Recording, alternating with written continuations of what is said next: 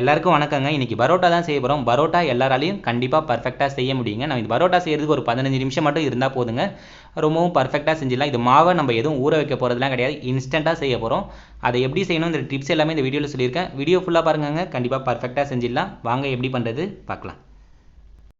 பரோட்டா செய்கிறதுக்காக ஒரு கப் அளவுக்கு மைதா மாவு எடுத்துருக்கேங்க. கரெக்டாக 500 கிராம் அளவுக்கு எடுத்திருக்கேன். இது ஒரு பாத்திரத்தில் சேர்த்துக்கிட்டாங்க. சேர்த்துக்கிட்டதுக்கப்புறம் ஒரு டேபிள் ஸ்பூன் அளவுக்கு சர்க்கரை, தேவையான அளவுக்கு உப்பு.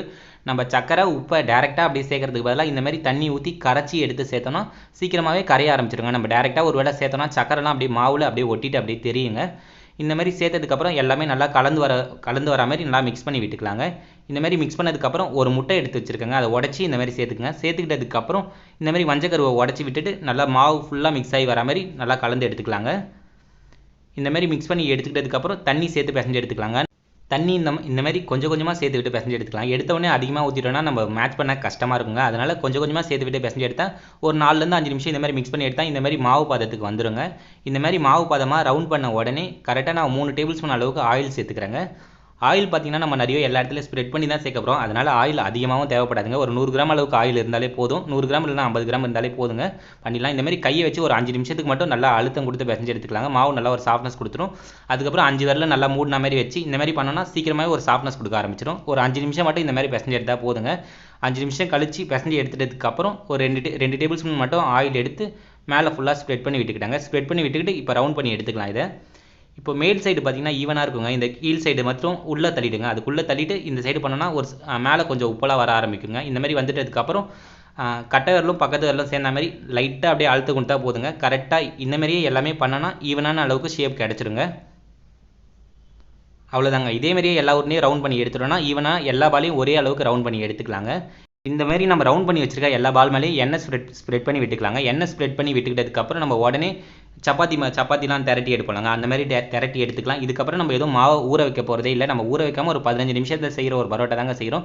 நல்ல ஒரு சாஃப்ட்னஸில் கண்டிப்பாக கிடைக்குங்க. ஒரு உருண்டை எடுத்துட்டதுக்கப்புறம் அது கையில் வச்சு இந்த மாதிரி லேசாக அழுத்தம் கொடுத்துக்கலாம். நல்ல ஒரு சாஃப்ட்னஸ்லேயே இருக்குங்க. இந்த மாதிரி தட்டிக்கிட்டதுக்கப்புறம் சப்பாத்தி கட்டை எடுத்துக்கிட்டாங்க. அதுலேயும் கொஞ்சம் எண்ணெய் ஸ்ப்ரெட் பண்ணி விட்டுக்குங்க. எண்ணெய் ஸ்ப்ரெட் பண்ணி விட்டுக்கிட்டதுக்கப்புறம் இதை மாவு பார்த்தீங்கன்னா எந்த அளவுக்கு நம்ம மெலிசாக உருட்ட முடியுமோ அந்த அளவுக்கு நல்லா உருட்டி எடுத்துக்குங்க. நம்ம உருட்டும் போது ஒரு வேளை மாவு கிழிஞ்சா அப்போலாம் எதுவும் பயப்பட வேண்டியது இல்லைங்க. நம்ம எடுத்து ரவுண்ட் பண்ண தான் போகிறோம். கரெக்டாக ஈவனான ஷேப் கொடுத்துரும். சைடு கார்னரில் தான் கொஞ்சம் திக்காக இருக்குங்க. அந்த கார்னர்லாம் கொஞ்சம் நல்லா உருட்டி எடுத்துக்குங்க.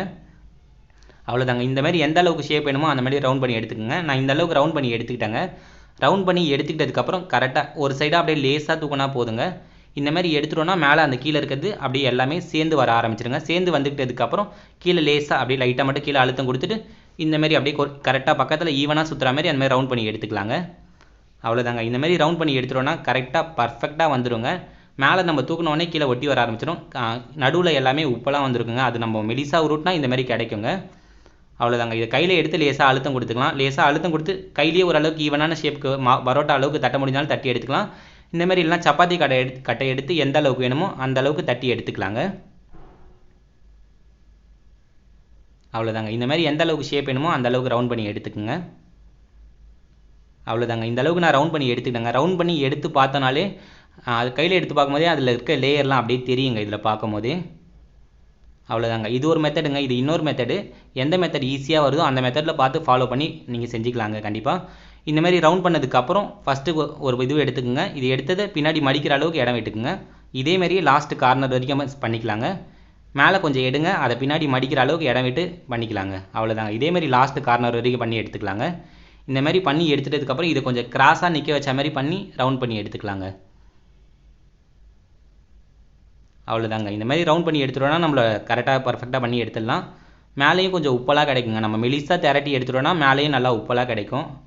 அவ்வளோதாங்க. ஒரு பேன் வச்சுக்கிட்டாங்க. அதில் தேவையான அளவுக்கு எண்ணெய் லைட்டாக மட்டும் எண்ணெய் ஸ்ப்ரெட் பண்ணி விட்டுக்கலாம். எண்ணெய் ஸ்ப்ரெட் பண்ணி விட்டுக்கிட்டதுக்கப்புறம் சைடில் கொஞ்சம் எண்ணெய் ஊற்றிக்கலாங்க. எண்ணெய் ஊற்றிட்டு ஒரு 15 செகண்ட் மட்டும் அப்படியே விட்டு திருப்பி போட்டு எடுத்துக்கலாம். அடுப்பை கண்டிப்பாக மீடியமான ஃப்ளேமில் வச்சு பண்ணுங்கள். ஹை ஃப்ளேமில் வச்சு பண்ணோன்னா சக்கரைலாம் சேர்த்துருக்கிறதுனால சீக்கிரமாகவே அது கலர் சேஞ்ச் ஆகி கருக ஆரம்பிச்சிடும். அதனால் மீடியமான ஃப்ளேமில் வச்சு பண்ணோன்னா உள்ளேயும் எல்லாம் நல்லா வெந்து வரணுங்க. ரெண்டாவது சைடும் திருப்பி போட்டதுக்கப்புறம் எண்ணெய் சென்டர்லேயும் சைட்லேயும் விட்டுட்டு இந்தமாரி திருப்பி போட்டு எடுத்து நல்லா லைட் ப்ரௌன் கலராக வந்ததுக்கு இந்தமாரி டார்க் ப்ரௌன் கலராக வந்ததுக்கப்புறம் எடுத்துட்டோன்னா சாப்பிட்றதுக்கும் ரொம்ப நல்லாயிருக்கும். பார்க்கவும் நல்லா கடையில் வாங்கி சாப்பிட்ற அதே இதுலேயும் கிடைக்குங்க.